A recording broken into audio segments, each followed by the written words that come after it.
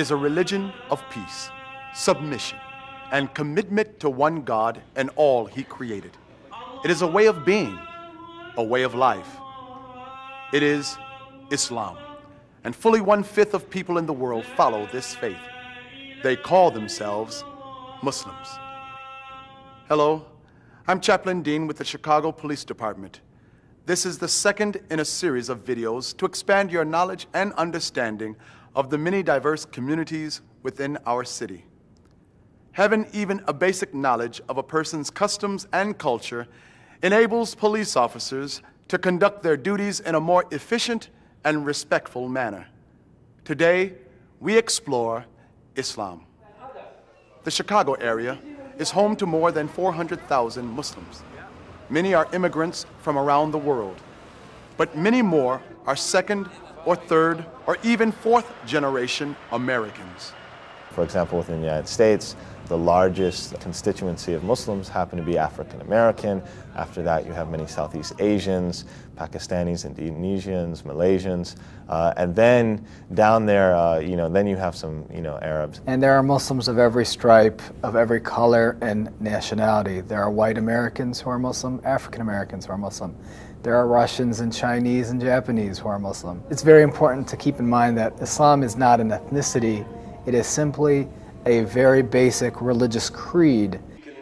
Muslims believe in one God who revealed Islam through all the prophets, with the final prophet being Muhammad. Abraham is like the father of the three faiths, they call it. And the Christianity and the Judaism, it's all linked together. We're all of one God. That is the very definition of Islam, is to submit oneself to the message of God. We must stand for the protection of life. We stand for law against crime. We stand for morality and obedience to the law. As human beings who are living in the society, we're very committed to the upliftment of this society. And that we see as definitely a religious obligation.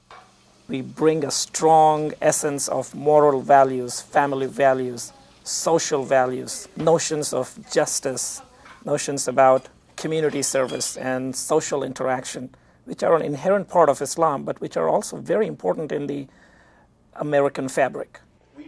A Muslim place of worship is called a mosque.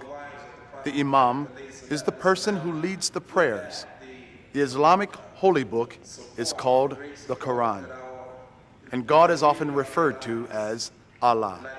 So the word Allah is nothing other than an Arabic word for God.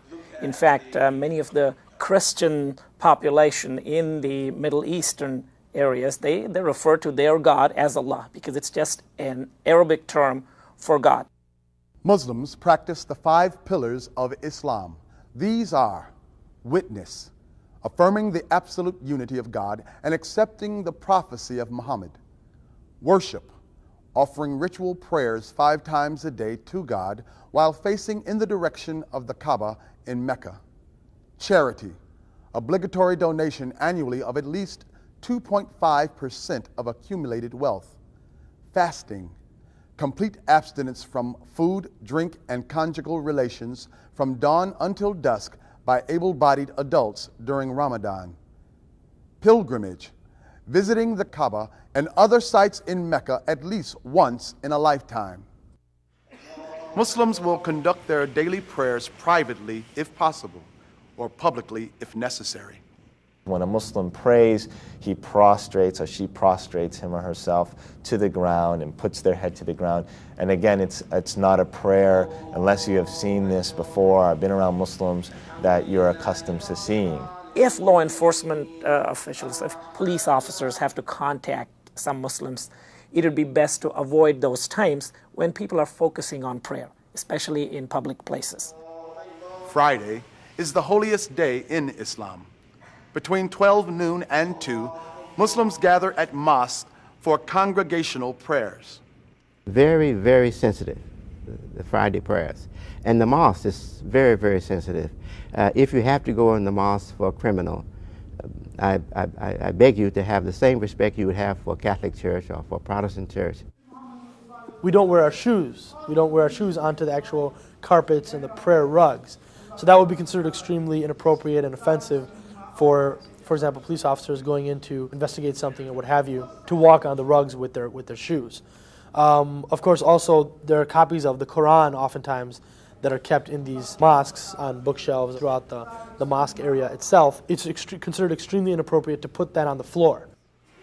Islam attaches high significance to personal modesty and requires both men and women to dress in clothes that do not emphasize bodily contours. Women are also expected to cover their hair, and many, but not all, Muslim women wear the headscarf known as the hijab for this purpose. The real purpose is just to notify yourself as somebody who believes in God. And it's really respect for God that you do this for. You have to cover in front of men who are unrelated to you. So I uncover at home, you know, in home environments with family. If I was with a group of women, I wouldn't have to cover. Policemen should treat Muslim women with particular care and sensitivity about modesty and touching, regardless of whether the hijab is worn or not. Muslim men and women are prohibited from being alone in a room with a person of the opposite sex with the door closed. So if it's necessary to interview somebody of the opposite sex, whether it's, you know, male to female or female to male, it would be preferable to have another person in the room.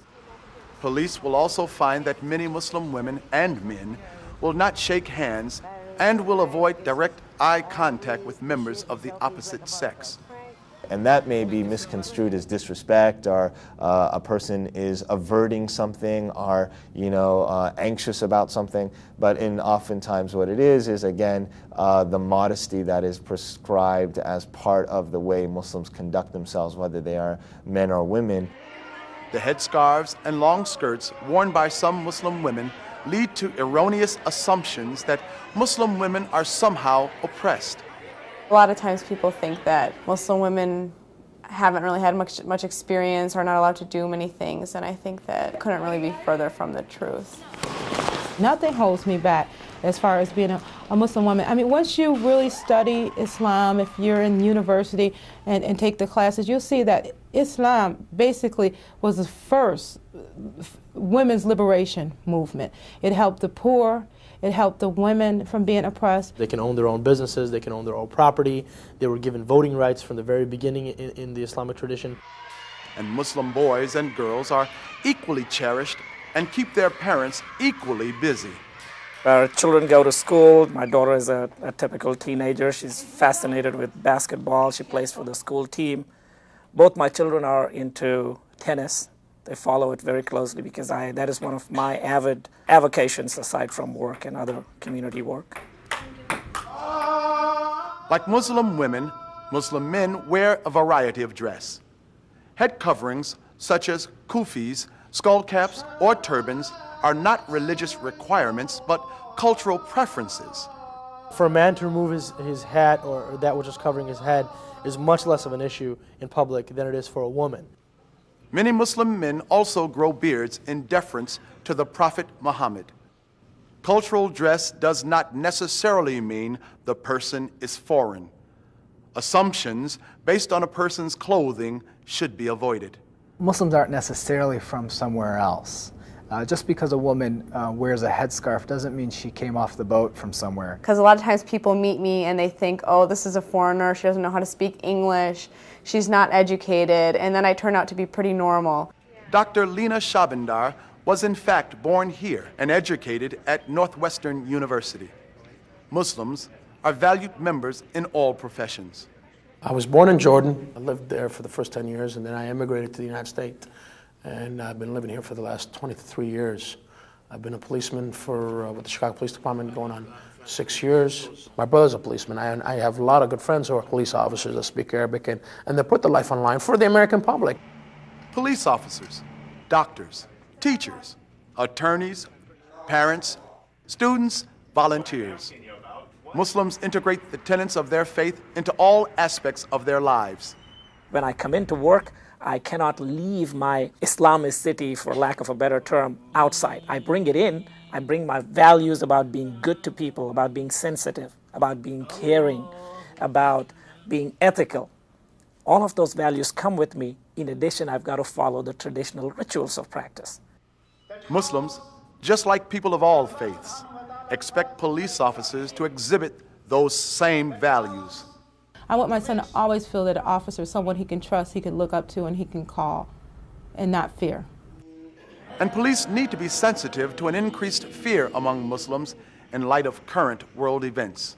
I think a lot of explanation on part of the police officer, or a sense of reassuring them that this is just a routine stop, will go a long way in allaying some of those concerns. As a police officer, there are many religious and cultural considerations to keep in mind when dealing with people of the Islamic faith. The 5 daily prayers are an important part of Muslim life and are done in a prostrate position. Fridays are the holiest days for Muslims, and large crowds gather at mosques. Muslim men and women may avoid direct eye contact with members of the opposite sex, and many prefer not to shake hands. Unless there are safety or security concerns, the following considerations are recommended. Remove your shoes when entering the prayer area of a mosque.